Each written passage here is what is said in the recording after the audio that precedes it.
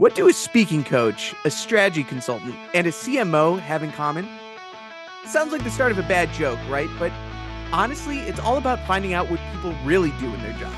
The stories, the struggles, the coffee breaks. The real stuff you won't find in a job title. Welcome to a space where we sit down with people from all kinds of careers, have a laugh, and dive into what makes their work meaningful.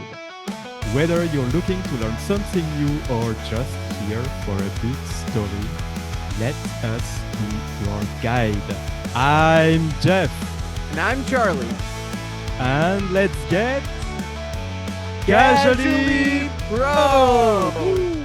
Woo! Phenomenal. Okay, so today we're with a really interesting and incredible guest. Bradley Rausch is a branding and operations CMO for founder-led companies. He does everything all over the marketing world. Bradley, thank you so much for meeting with us.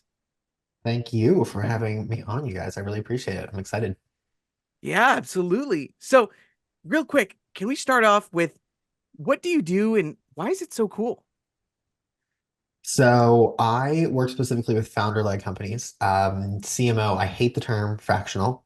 Hate it. I think it's the most pompous, overinflated title ever. So I use part-time. So part-time CMO.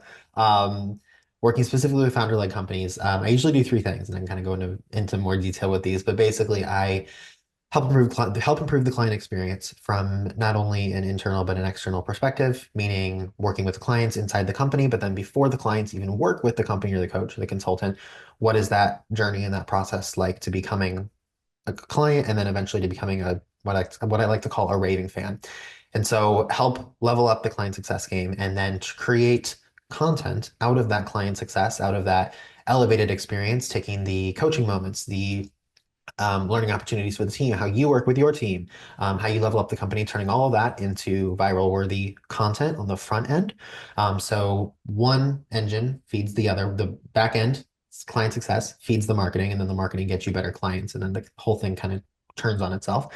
And then eventually the last thing I'd help with is getting the founder then out of the day-to-day operations and either taking that over myself and or replacing myself and hiring somebody internally or promoting somebody internally to be able to do that. And so I get into a little bit, if you'd like, kind of how I got into it, things like that. But basically on a day-to-day basis, it's a lot of calls, a lot of working directly with teams. I'm either with a couple people, I'm very executional, and it's really just me and maybe an admin assistant. A couple other teams, largest team I manage right now is 10 people, running very large scale, marketing and content operation. So Very interesting, Brad. So, in a nutshell, you are helping clients to make more money, which is a skill that is extremely valuable. Before we dive more deeply into your day-to-day operation, can you tell us how you came into this role? I imagine it's not a childhood, uh, how would you say, a childhood dream, right? no, childhood dream was I actually wanted to be a teacher, but then I found out how little money teachers make, and I was like, I'll pass. Um, so I took a very non-traditional route of not going to school. Went to school for 2 years. I think I got an associate's degree. I don't even know for sure. And ended up dropping out. And then after that, I started working with several mentors and really wanted to get into how are people making money online? How are people selling things and earning, crazy commissions and closing roles and things like that. I was very into sales at first. And so, working with mentors, got into about $60,000 of credit card debt. Fortunately, knock on wood, it all paid off. Much better position today, but would not recommend starting out that way. But those are the choices we make when we're young. And ended up getting into working my way kind of up the ladder of like the online high ticket coaching consulting space. And then eventually got to a role as a senior level closer in sales for what was at the time, this was maybe 2020. This is 2020, yeah, 2020, because we're during the pandemic, 2020. I got into a role with, I won't name the company, and you'll see why in about 30 seconds, with a company that was the best of the best at the time in terms of coaching and consulting for online businesses.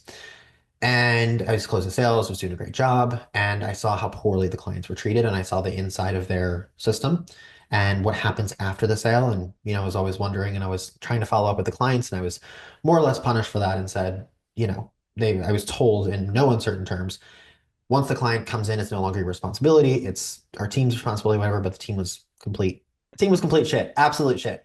And for supporting that, and they had no systems, no infrastructure, and it just wasn't something I could feel good about. So I left.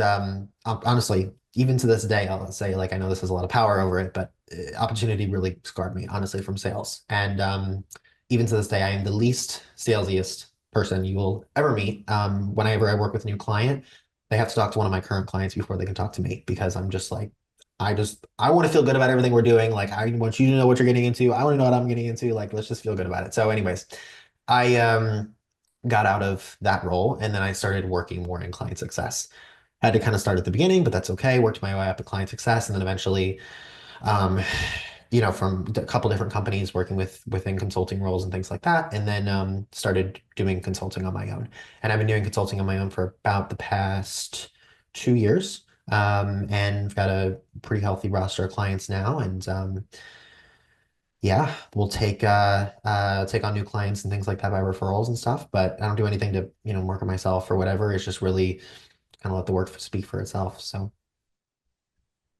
But you know what? For me, that's like the most successful marketing is when you can go to a yeah. client and say, "Hey, listen, I have some space opening up. Do you know anyone?" And they're like, "Oh my God, I would love to set you up with XYZ company because I know their CEO and they could really use some help and you're awesome. You do great work." For me, I think that your entire story is the culmination of kind of misrepresentation of basic business words, right? So it's like sales. Sales is not convincing someone to do or buy something that they don't need. It's just matching a problem to a product or service, right? Marketing is not blasting out constant emails and visuals that say, "Hey, I'm the best." It's, "Hey, I do really good work. You know I do really good work. Maybe tell other people I do really good work."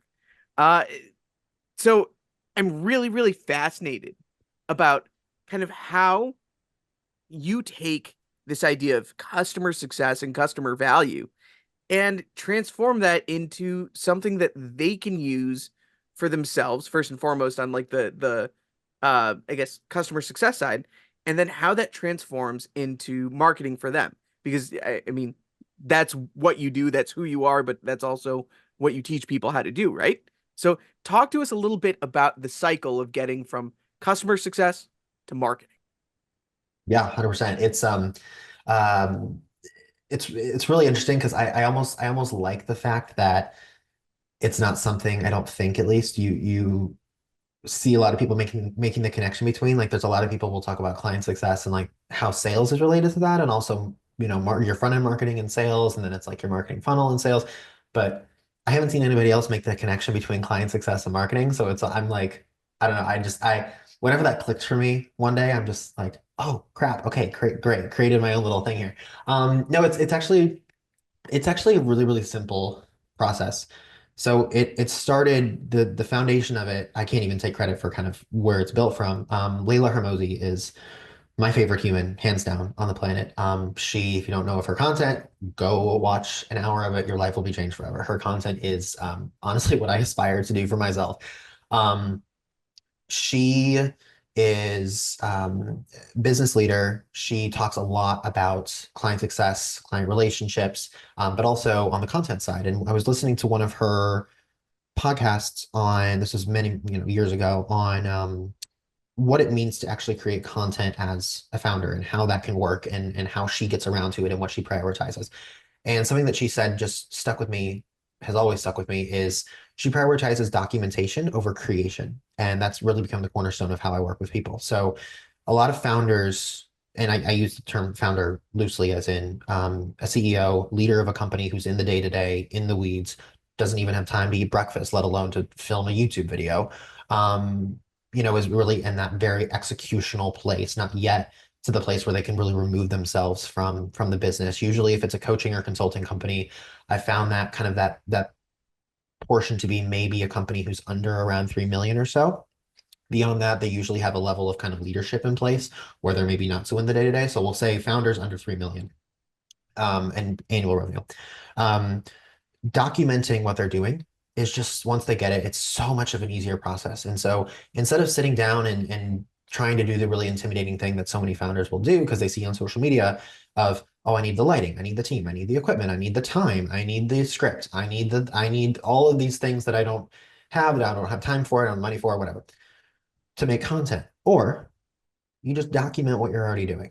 You have in place SOPs that will allow either you or your team to collect coaching moments, learning moments, even learning moments for the team when you're working with the team, client onboarding moments, client questions, client wins, client testimonials, all of those different interactions and we'll you know those client interfacing moments. All of that is content. You just don't have the system. Most people just don't have the system in place in order to properly collect it and then repurpose it on the front end. So putting those systems in place, and honestly, it doesn't have to be anything complex. For one of my smaller clients, it's literally just an SOP to chop out the piece of recording of where that piece of content, where that was in the call, right? Throw it into ChatGPT, get a script for it, bullet point out 3 or 4 things. And then when I have the client, I have him do 1 hour of content per week that creates for us anywhere between 30 to 40 pieces of content that we can use throughout all of his socials, LinkedIn, Instagram, podcasts, etc. All he has to do is sit there and read off of what's on the thing, read off of what's on the piece of paper from ChatGPT from that moment of coaching with the client. And usually what that'll do is inspire all of these other things that he wants to talk about with his content. And then it'll just kind of keep going and then just be this kind of waterfall of stuff. So it really, and there's of course a lot more, complex things. With my largest client, like it's a full-blown kind of, system and a lot of AI integration and stuff. So the point is, when you take the pressure off of creating content and you think of it as documentation, there's a really easy alignment that can be made with what works for your client and how you work with your client and your front end content. And then the bonus of what happens there is that you end up attracting more people that you love to work with. Because if you answer the same questions that your clients you love to work with have, you attract more of those people on the front end as well.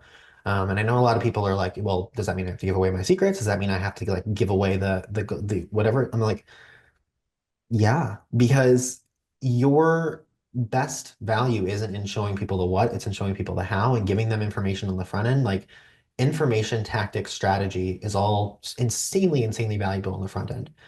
In your content and with the growth of your brand, personal or professional. It's just you have to have the systems in place to be able to properly collect it and process it. That's a complete change of mindset. I've personally been struggling recently with creating content.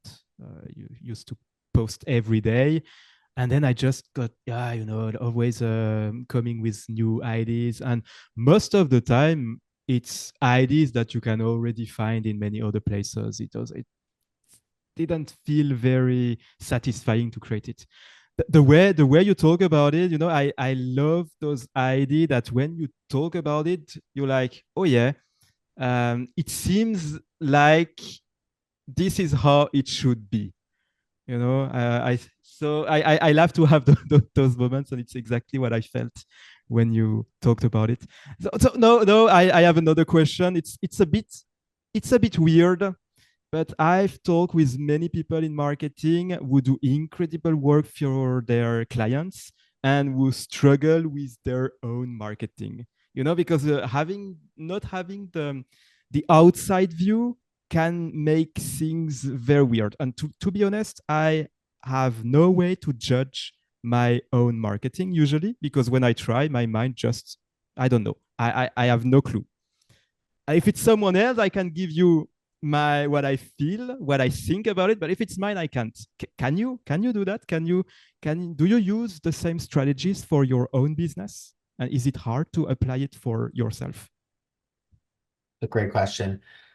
I mean, I think first off, when it comes to judging your own content versus judging others, I worked really hard for a really long time to put on and kind of screw to my head, if you will, a very objective lens when it comes to evaluating strategy and evaluating tactics for business. Um, there'll be a lot of times in conversations with like give you an example. There'll be a lot of times in conversations with smaller businesses that will come to me, or that sometimes I will, I will approach them or whatever, that I want to work with, or whatever that, that communication looks like. And it'll be like, listen, like, I charge this retainer. This is the way this is. But honestly, the best use of your time would be to go do it, to go and do this. Like that's totally other thing over here. Because it's like you don't need what all of this is, or vice versa. I've totally told people, I'm like, listen, like, no, this would actually, I would actually be a really good fit for you right now. And this little thing isn't enough, or this big thing is way too much, or whatever it is. So I do my absolute best to be insanely objective for the best sake of the client. And I think what ends up happening with that is that back to what your question about evaluating your own marketing, you just have to develop frameworks of how to look at things objectively without that subjective like lens, because you know yourself almost too well to be able to sometimes objectively evaluate what you're doing and how you're doing it. And so an example of this, I just made a podcast personally on this recently, is an evaluation that is a little controversial, I would say. Maybe that's too dramatic of a word, but we'll go with it. Controversial in marketing, and which is usually a very results driven industry or leg of business, is I evaluate inputs over outputs. If I'm looking at content, especially on the organic side, and I'm evaluating myself or a client or an outside business, I'm looking at how many pieces of content were posted, how many content ideas were thrown up on the wall for that week to be able to then go and produce content with, how many client calls were recorded and then repurposed. Like, I want to look at all of those inputs that are leading to the outputs that we want. If if one week there was, I don't know, let's say a client has an average of 5,000 views on an Instagram reel, extrapolated over 7 days, that's 35,000. If one week, and that's, so let's say that's the average. If one week the reels had 25,000 views, and the next week, because a couple of them went viral, they had 80,000 views. Um, I'm not going to look at that and be like, oh, well, unless there's an obvious trend, I'm not going to look at that and be like, oh my gosh, this was so much better, or this was so much worse if it's lower or less or higher or whatever. I'm just looking at like, were the inputs there? And then when you scale up the inputs, then you use the information collected from the outputs. But I'm not weighing the success or lack thereof of myself or clients' campaigns or anything like that based on solely on the outputs. Our outputs important, yes, but I look at the inputs a lot more heavily. Which I know is, again, in a results driven arm of business, that's a little controversial, but I think it goes to the fact that, I don't work on the ad side. I don't work on, I'm actually kind of a little clueless when it comes to ads. I know my way around ads manager, but I'm not, and I'm not a savant. Um, and I think it goes to the sometimes unfortunately the inconsistency of organic content, which is what I specialize in. But it also goes to the fact that if you are consistent with it, you will beat out anybody else who is inconsistent with it. Like showing up in a less than quality way, than a less than ideal way every single day, versus showing up only when it feels good and then showing up really well in those moments. Option A will get you so much further. So that's kind of what I base all that around. Um, as far as, so that was, sorry, that was a long-winded answer to answer your question about mine versus others. And I apologize. There was another question in there and I'm totally blanking on what it was. Oh, it was that the principles that you use to help your clients, are you able to use it to grow your own business? Yes, that is what it is. Yes, 100%. So I the main kind of things that I'll do with clients, and this is of course depending on exactly where they're at and exactly what they need, et cetera. It's all kind of moldable, if you will. But I'll give you an example. I just onboarded my most recent client I started working with back in November. So just about 3 months ago. A little bit of a larger than average, I would say, client. He's got a team of 5 that I'm now running in the marketing department. So basically what we've done is, first off, we solidified all of the kind of the flywheel, if you will, for how we're creating content.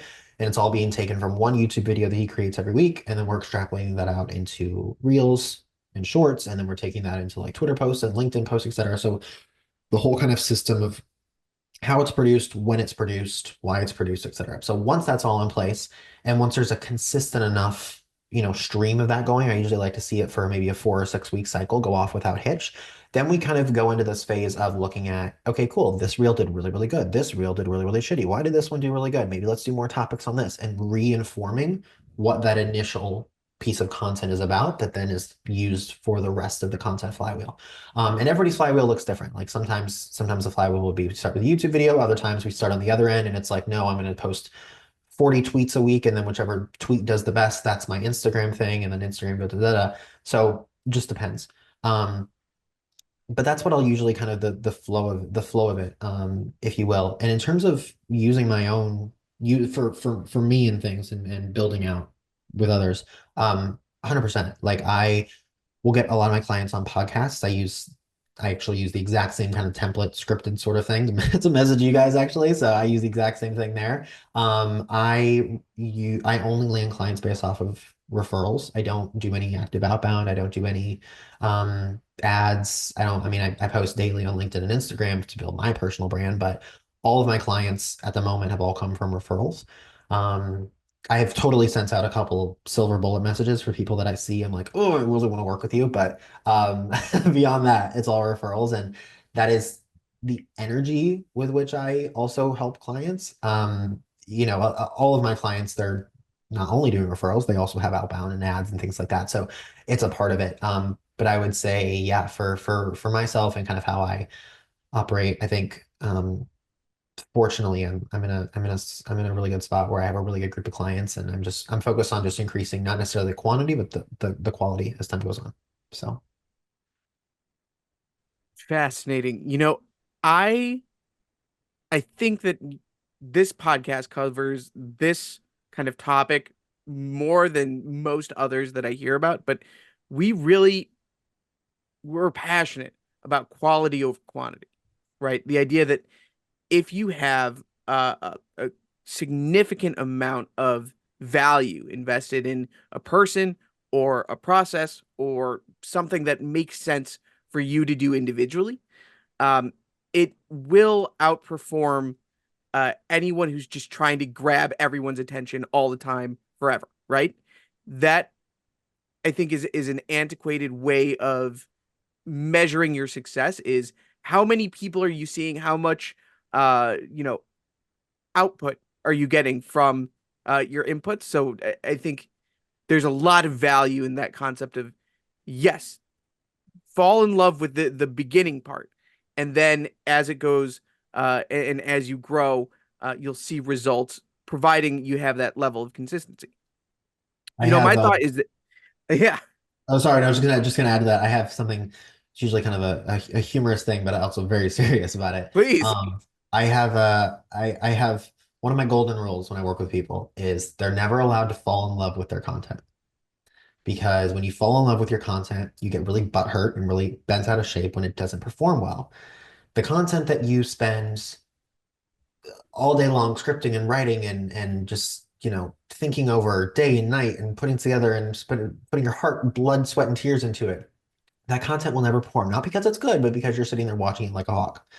The content that you write at 11:45 at night because you promised yourself you would get one out today, but you really, really don't want to, and you whip it together and it's got a typo in it and the hook isn't even that good, that's the post that will go viral.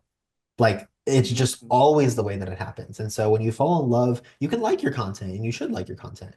But when you fall in love with your content, you take the outputs personally, and that's not scalable. Imperfection when it comes to content creation is scalable.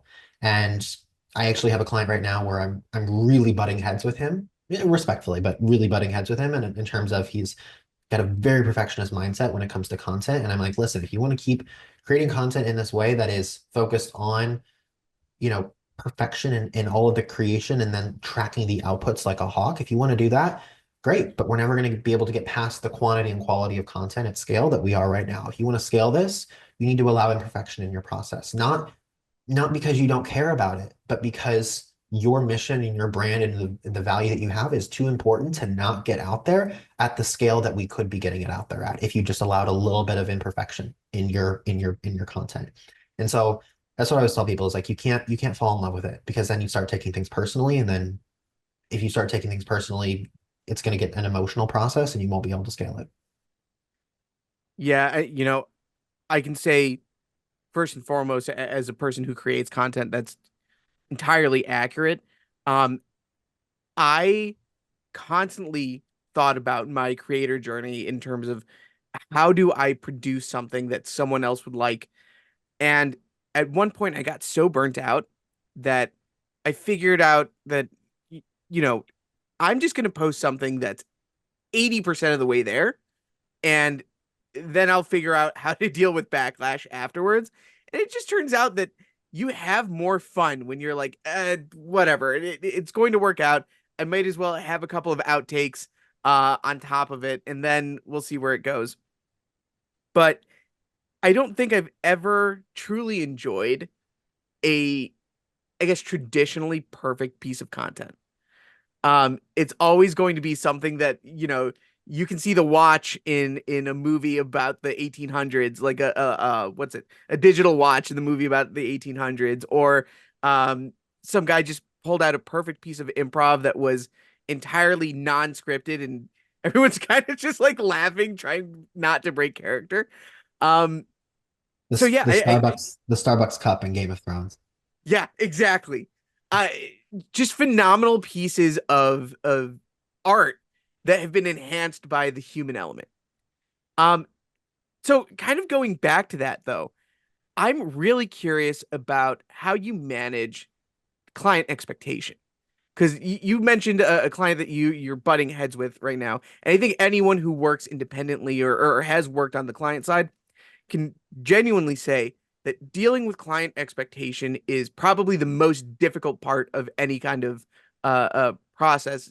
Even the work doesn't even compare to making sure that your client knows, like, hey, I'm the expert. You can trust me. Let's get this on the right foot, right? But how do you personally manage that side since you're so like client value orientated?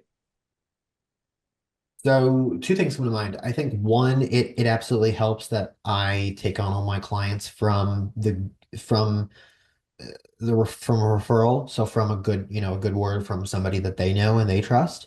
That it's probably saved me more times than I would like to admit, if I'm completely honest, especially the beginning days.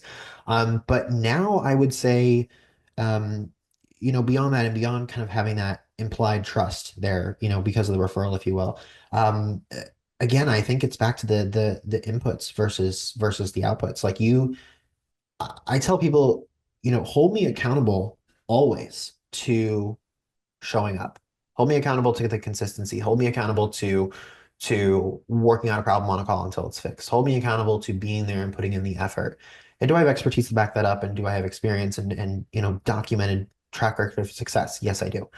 But hold me accountable to being the type of person and being the partner for you in business that will get you to where you want to go.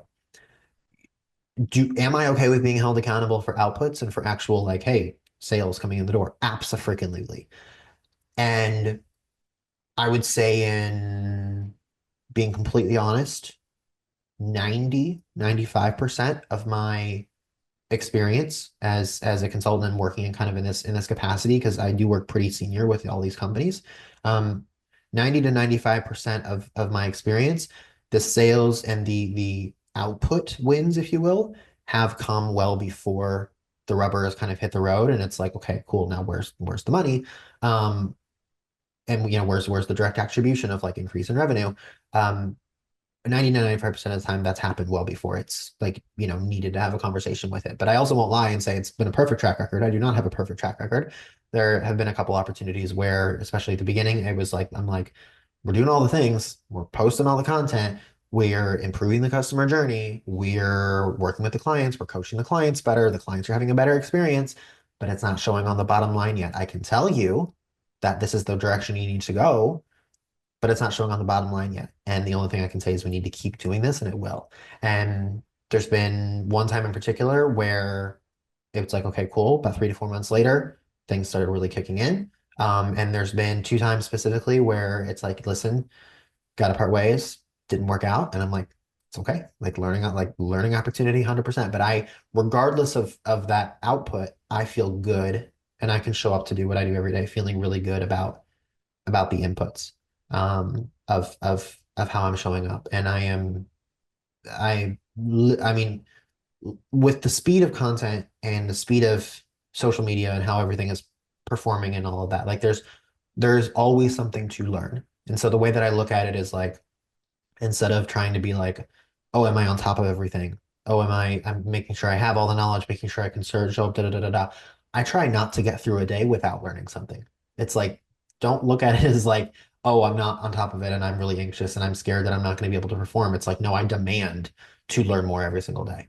And I think that mindset shift has also helped me a lot. The last thing that comes to mind, just to be completely bare my soul here, is like I get super, I mean, I own my shit. Like I get super personable with my clients. Like my clients are my friends. I mean, I'm like, yo, listen, like this didn't happen the way we wanted it to, and this is what we're gonna do to course correct, but this didn't happen the way we wanted it to.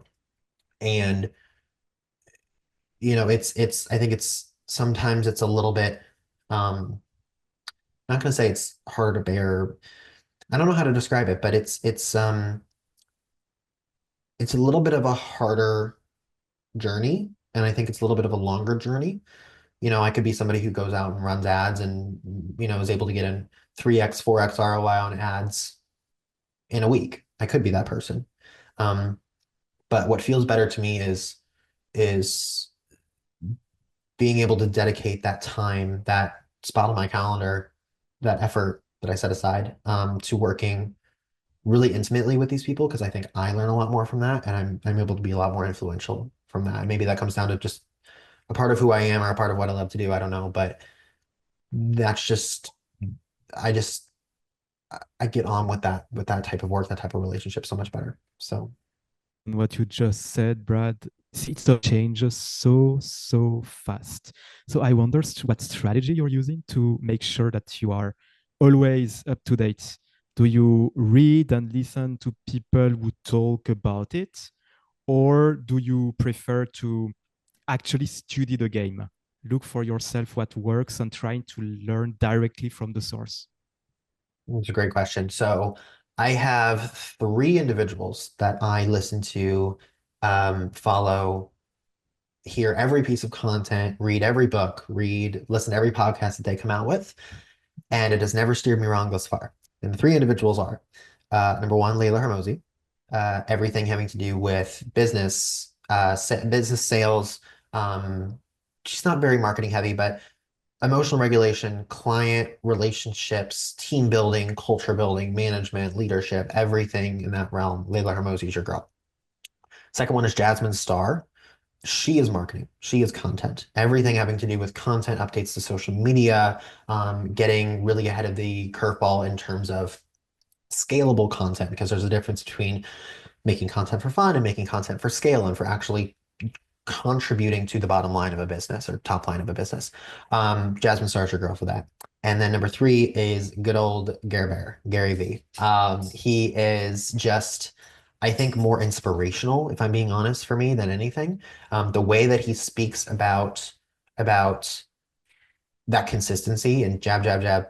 What is it? Jab, jab, jab, right hook or left hook? I don't remember. But the way that he speaks about that is just such an inspiration for me, when it's like, oh my God, I don't want to post today because it's like, I'm getting bored or I'm getting tired of it or I'm getting whatever. It's like, no, you need a kick in the butt from Gary. You go listen to 5 minutes of Gary and you're like, oh my God, life is a gift. Let's fricking go. And you just get fired up. At least I do. So those three individuals, the combination of their knowledge, it's never steered me wrong.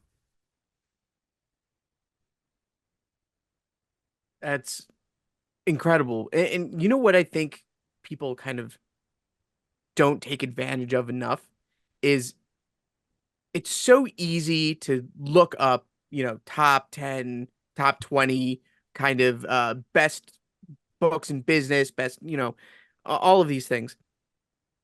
But very rarely do people think about, okay, what do I want to be 10, 15, 20 years from now, right?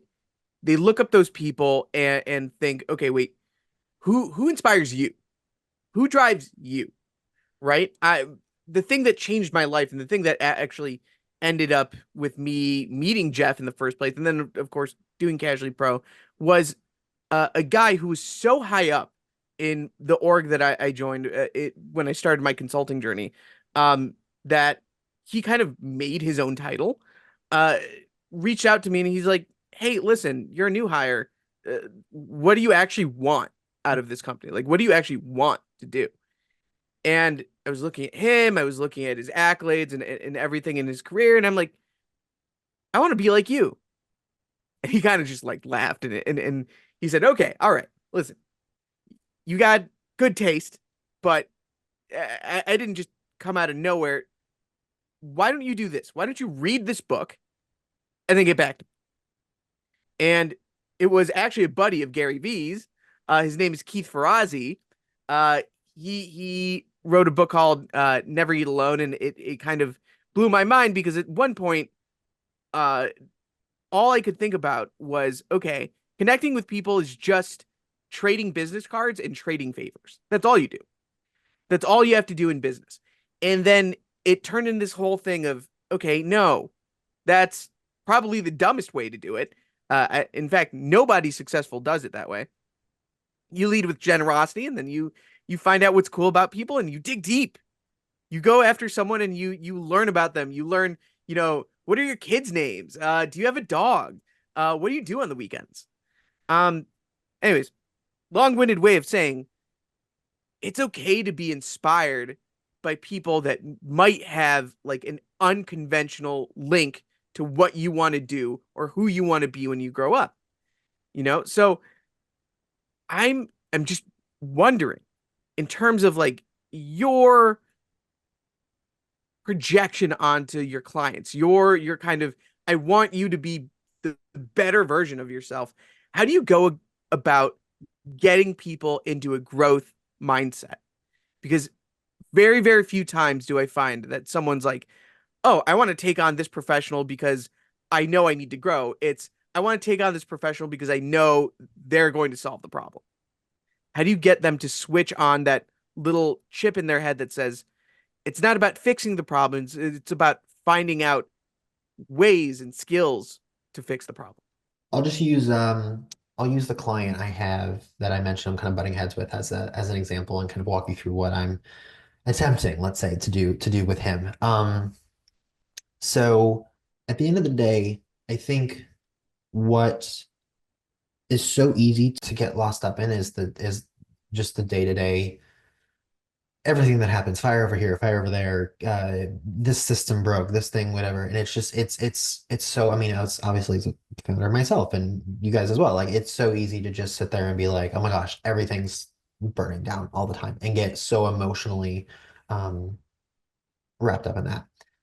For the founders that I work with, and I kind of kid jokingly, especially with the women that I work with, I kind of jokingly call myself their GBF, gay best friend, and they laugh and get a kick out of it because really at times that's kind of what I have to be, just because they're like, this is on fire over here, this is crazy, da, da, da. I'm like, okay, chill, take a Xanax.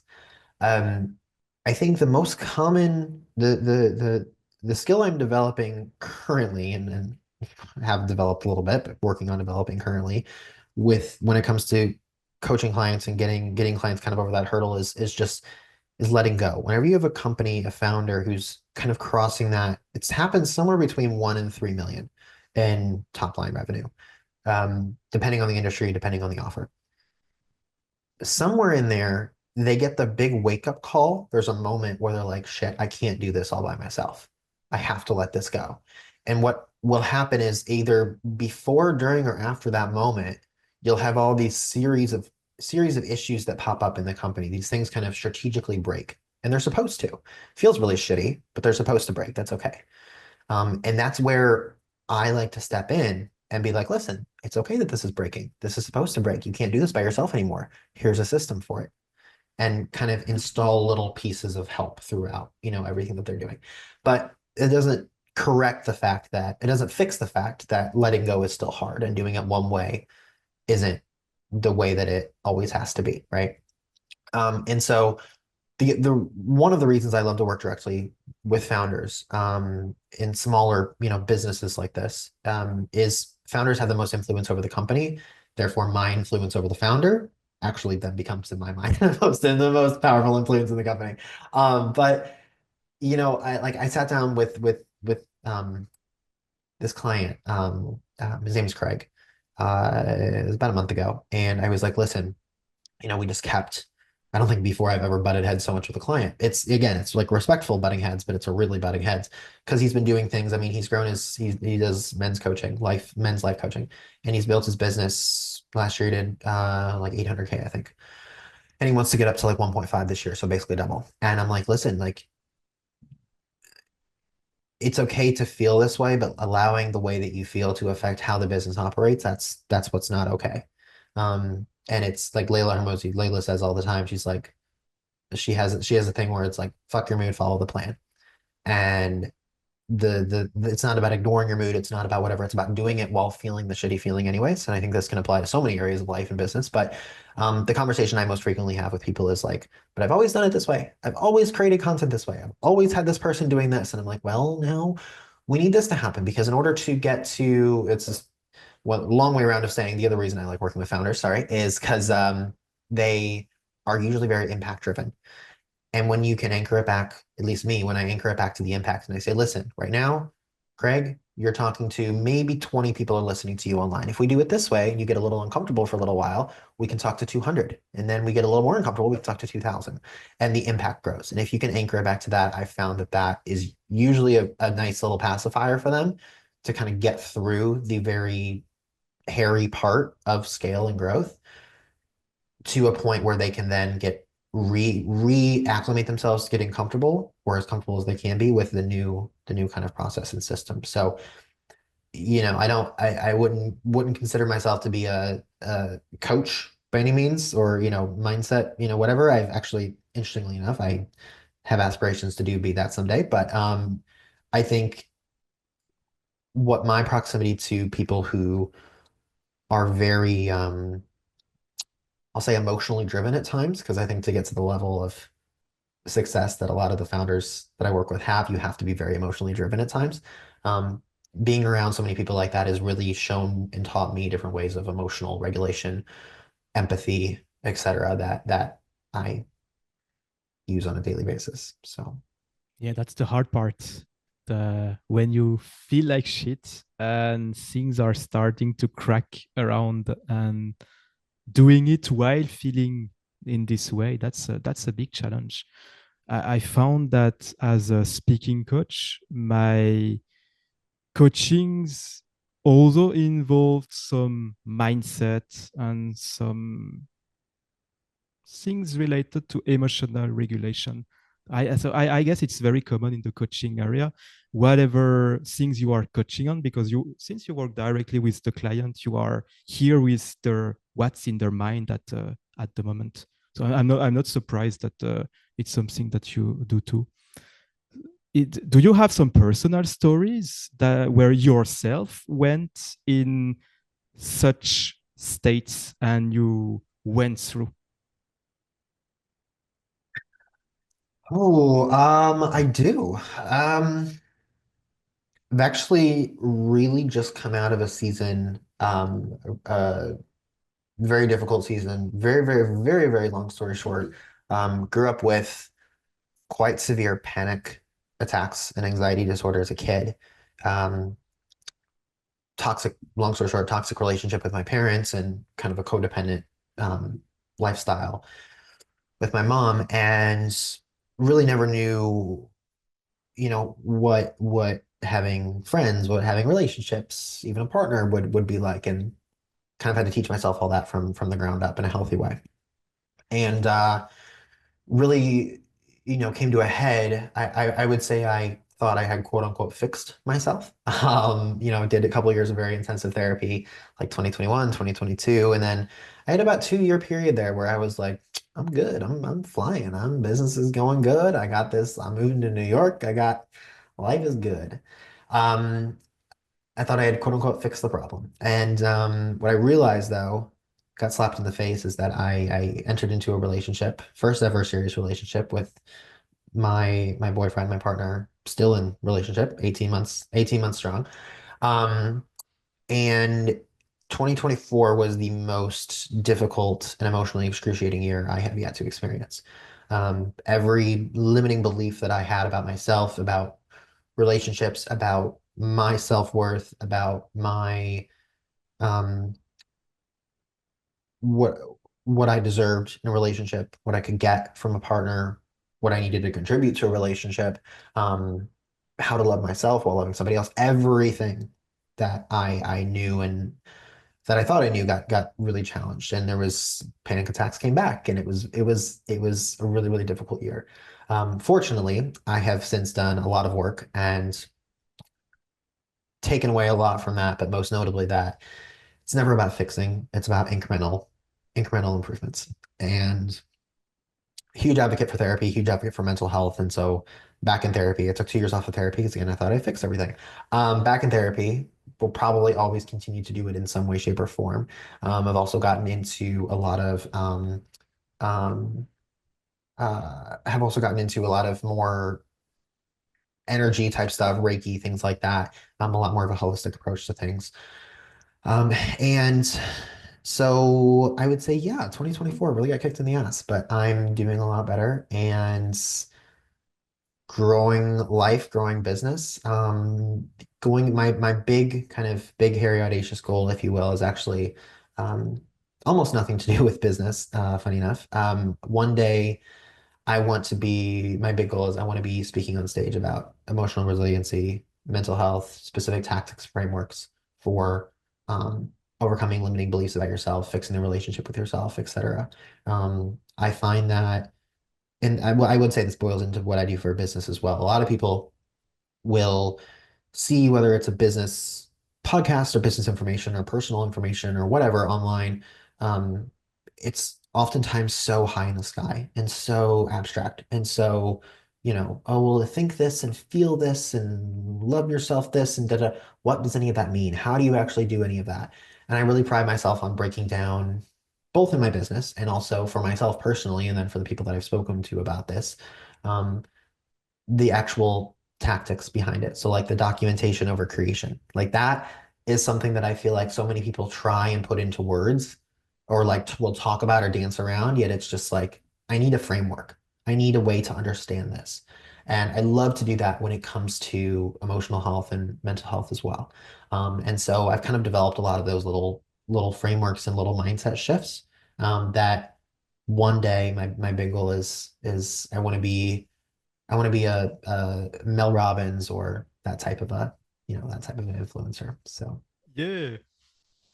And it's not going to be like you hope it you will. And in fact, we're going to expect 2 tickets to your TED Talk.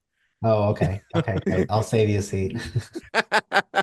No, but you know what? This touches on something that's really, really an important part of, I think, everyone's growth journey, especially when you're building a business or starting really anything from zero, is there's so much that you have to unpack as a person to start building fresh, right? I don't think I've ever run across someone that doesn't need therapy.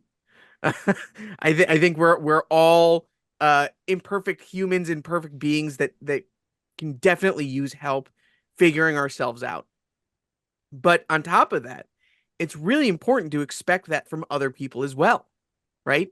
I don't think it's fair for us to kind of consider ourselves to be the only broken piece of hardware in an otherwise pristine world. Um, we have to remember that other people have really incredible challenges that they might be facing right then and there, that you might not have any knowledge about. So first and foremost, thank you so much for sharing that. That's really, really important for people to know. Um, but second of all, in terms of kind of like your growth and your um, personal shifts towards healthy behaviors and a healthier mental health, um, you don't strike me as a selfish guy. So I want to know, is there something that you're doing right now that is maybe helping other people, for lack of a better term, figure out their own shit?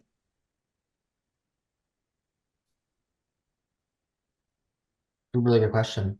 Um, I would say, so two things come to mind.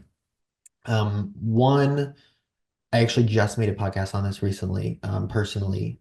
So something that I realized that I think is overlooked, again, kind of as an abstract concept in the mental health, emotional regulation, online community, is this whole idea of when you see people saying, you know, if you don't know if you can do something, you have this goal you want to hit, but can you do it? You don't know. You haven't done it before. So go create the proof that you can do it, right? Go take the steps along the way, essentially, to get there, right? But nobody talks about how to create the proof of something before you've actually created the proof of it. Once you say you have the proof that I can do X, Y, Z, great, you can do it. You have the evidence, but nobody talks about how to collect the evidence. So I actually made a podcast breaking down literally how I'm currently working on in the frameworks I'm using to collect evidence that I can do and be and say the things that I want to be and do. And just trying to kind of remember back. So the five things that I put on the podcast um, in order to create evidence that you can do something before you actually have the evidence to show that you can is number one, to stop expecting it to feel good right away. So what this means is managing your expectations for what the process is going to feel like. So many times people will start something, they'll go to the gym and they'll say, I want to lose X amount of weight. They will expect the entire process to feel as if they just lost, let's say it's 20 pounds. They will expect themselves to feel like they just lost 20 pounds the entire way through. You won't actually feel like you've lost 20 pounds until you've lost 20 pounds. You won't feel accomplished, especially if you keep focusing on the outcome of 20 pounds. And that's where I refer you back to the inputs conversation. What is the input you can do? Feel proud of yourself for showing up at the gym. Don't try and hold off the feeling proud until you've actually lost the 20 pounds. So look for ways to acknowledge. The fix for this is looking for ways to acknowledge that it feels shitty, yet you're on the right path, right? You don't need it to feel good in order to feel accomplished. So stop expecting it to feel good right away. Number two is to focus your energy on curiosity, not criticism. So I use the gym as an analogy a lot. I went through a weight loss journey, and I talk about that a lot on my content. So using the fitness analogy, a lot of people will talk about once you get to sitting down and you're going into an exercise and you're like, ugh, I hate this exercise. I bet, I want to grow this body part, but I hate this exercise. I hate doing it. Everybody has that one thing. They're just like, oh my gosh, this is the worst thing. Whatever. For me, it's leg day.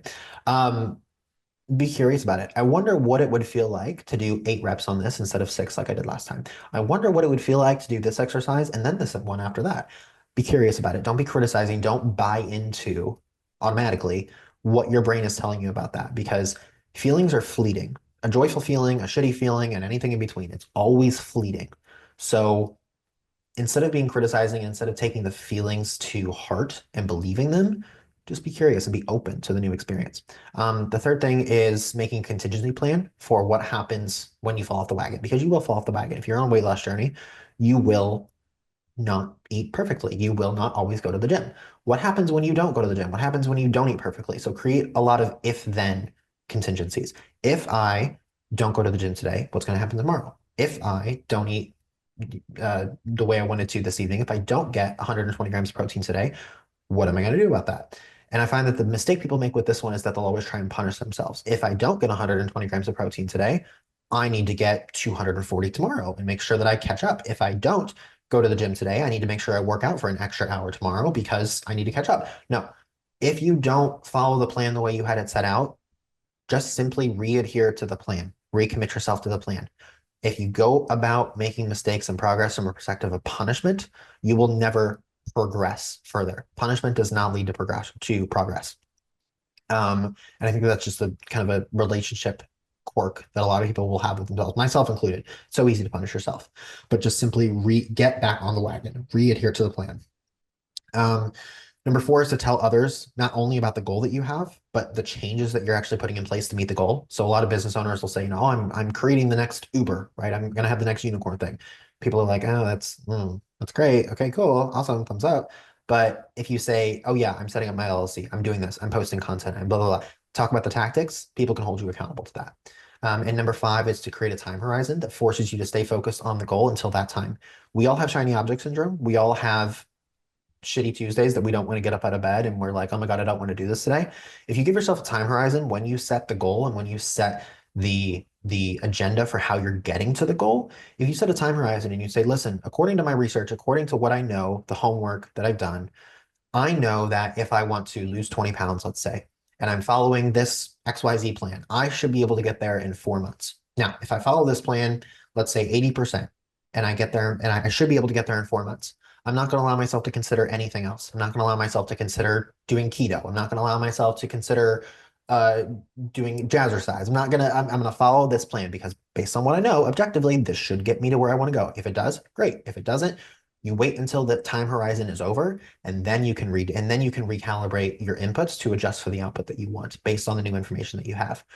But shiny object syndrome is a bitch. And whenever you're trying to change your life in some way, whether it's a habit, a behavior, a business, fitness, health, mental health, anything, having a time horizon helps you to put the blinders on and really helps you to stay focused on what you're doing, even when you don't feel like continuing down the journey. So I would say that is all stuff that I am currently actively working on. I just kind of took it out of my brain and tried to put it on paper. So I hope that helps.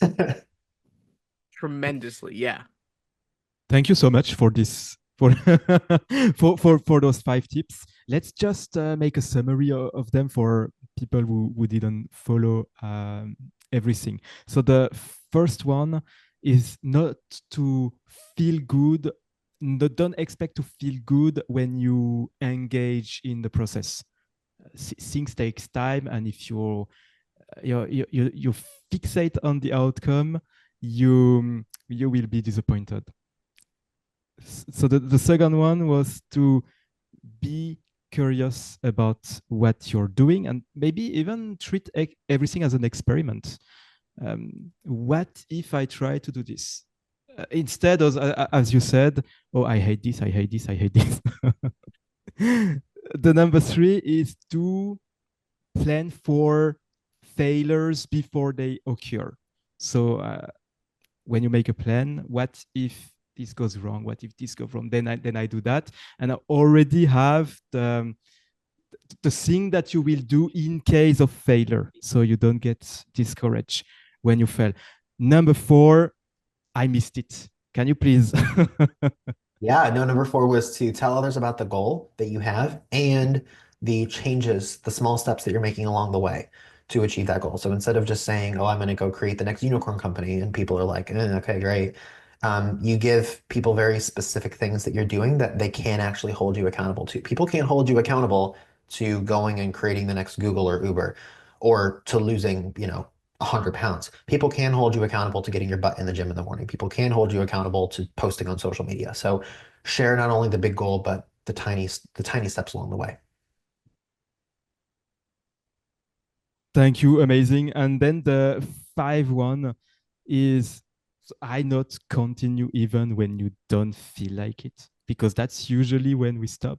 It's like at the beginning, you sometimes you feel great at the beginning, you make changes, you feel energy, and then you feel good, and then you stop, and then it stopped forever.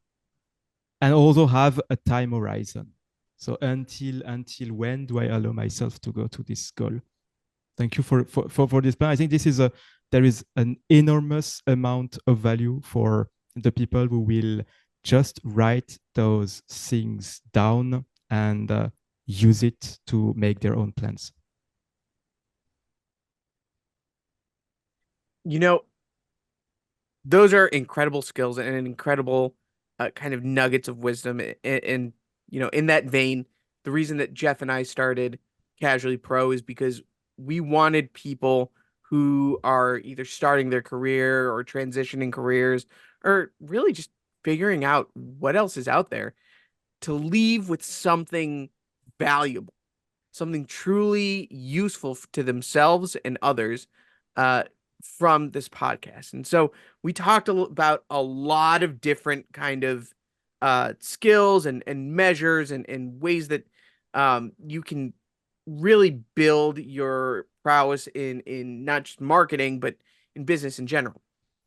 But what we always like to ask our guests is if, let's just say, everything else was erased, everything they, in this podcast, just ended up not being heard or not being usable, what's one skill that you can leave people with that takes them from 0 to 1, maybe in marketing, maybe in business, maybe just in what they're trying to do in general? What's one skill you would lend everybody to master, so that they can get to where they want to go? I would say the ability to execute without an expectation of an output, of a result. I think at the very beginning of my entrepreneurial journey, consulting journey, I had a really crummy relationship with taking action and putting in inputs, and I think that's why I have a much healthier approach to it now, is because I had to work really hard for a really long time to kind of correct that. Is like at the beginning, I was so focused on, oh, well, I'm going to do this today. So what does that mean I'm going to get tomorrow? Or even worse, I'm going to do this today. What does that mean I'm going to get in exchange for it in this moment? I was almost, I almost had the relationship like with my business and with work, my professional life, of just one of like exchange, like tit for tat, and realized that wasn't working. And so after many years of working on that, I've now come to, I think, the really healthy place of I'm absolutely okay with putting in 8, 10 hours of work a day and not seeing the fruits of that, or not even knowing if there will be fruits of that for however long, however long it's going to be. And I think also combining that with, again, objectively looking at what's a framework I can follow, what are those little indicators along the way that indicate to me that even if it does feel shitty, that I am doing the right thing. I think that's the combination of those two things, I think, has really helped me to show up every day, because it's almost like it's like expectationless inputs. So not it's putting in the work without hoping, without even, because there's one thing to say, people are like, oh, well, I know nothing's going to be there, but I kind of hope something is. Now, some days it's harder than others for sure, but I try not to even hope that there's going to be something on the end of it. Like whenever I have a new referral for a client come in, or whenever I make a new kind of breakthrough with my mental health, or I have a, really good journaling session where something really opens up for me or whatever, again, it's not always, it doesn't always work, and it's not always there, but more often than not, and I'm getting better and better at this, I'm genuinely like, oh my God, this was not my expectation. When your expectation, this is again another thing Leila Hermosi says, when your expectation is above what happens in reality, you will always be disappointed. But when your expectation is below what happens in reality, you will always be satisfied. And so I try and anchor myself in that. Thank you so much, Brad. You gave us so much value and actionable advices. And we love actionable advices. And actionable advices that were coming from a guy who used to face a lot of anxiety. And I think this says a lot. As we say, would you trust dating advices from a very, very good looking guy? Probably not. But from someone who's not looking good at all and who tells something that works for him, you're like, hell yeah, I want to hear everything about you. And I have the same with the speaking. I'm a public speaking coach, and I also help people with soft skills. I used to be the shyest and the most awkward guy on the planet. So I think this gives a lot of credibility, because when the lowest you start, when you reach the goal, the more you had to learn and the more powerful the the advices and the principles that you have are.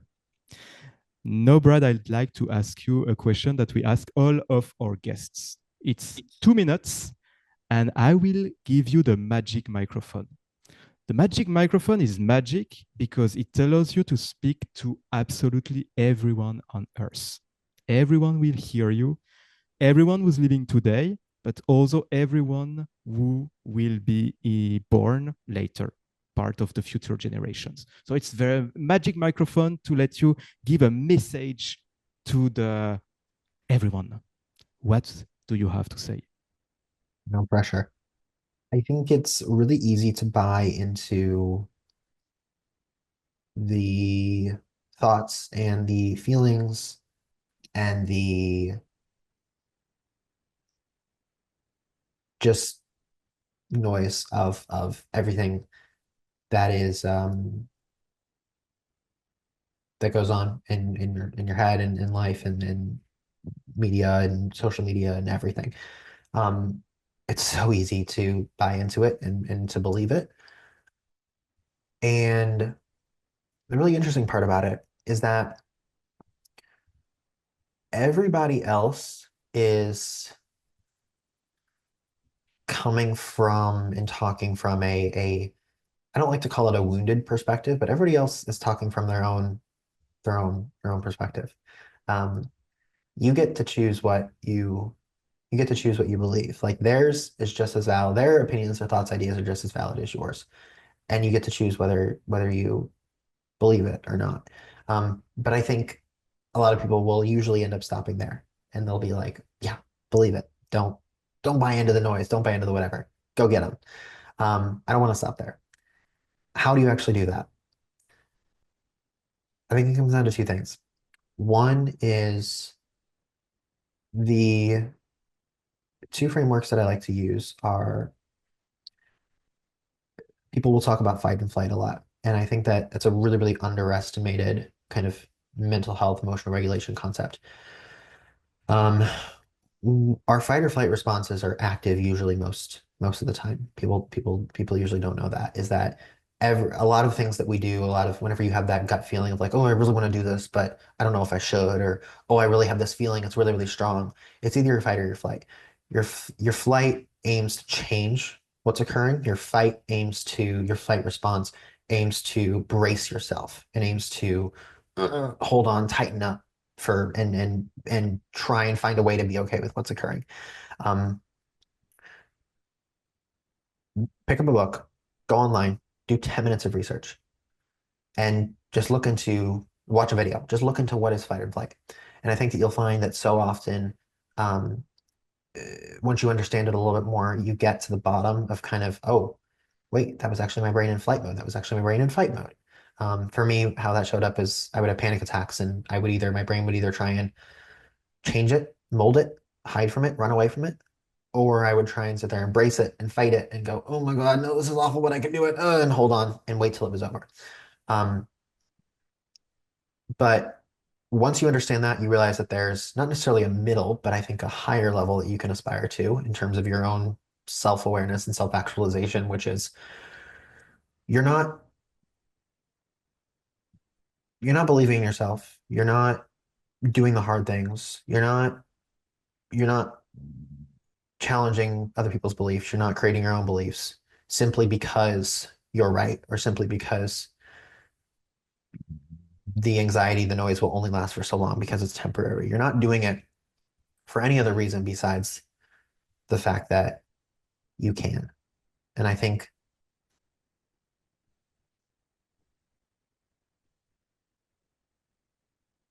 realizing that no matter what you feel about something, your feeling isn't a reflection of the reality of you always have the ability to show up exactly how you want to once you disseminate and once you get past the survival instincts that have been established in us. And so if, if you're interested in getting into how to break free, how to become that version of yourself you want to be, just look into fight or flight. And I think for me at least, my world was changed once I got into that. Wow, incredible. Uh, I think we got so much out of this. This was an incredible experience.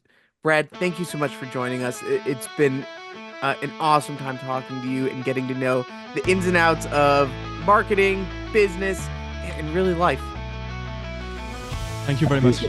I appreciate it, guys. Thank you so much for the time. This has been great. Absolutely. And if you're still listening, make sure to like, subscribe, give us a good review, share it with a friend, because this is really incredible stuff. And we'll see you next time on Casually Pro. Thank you. Bye-bye. Bye.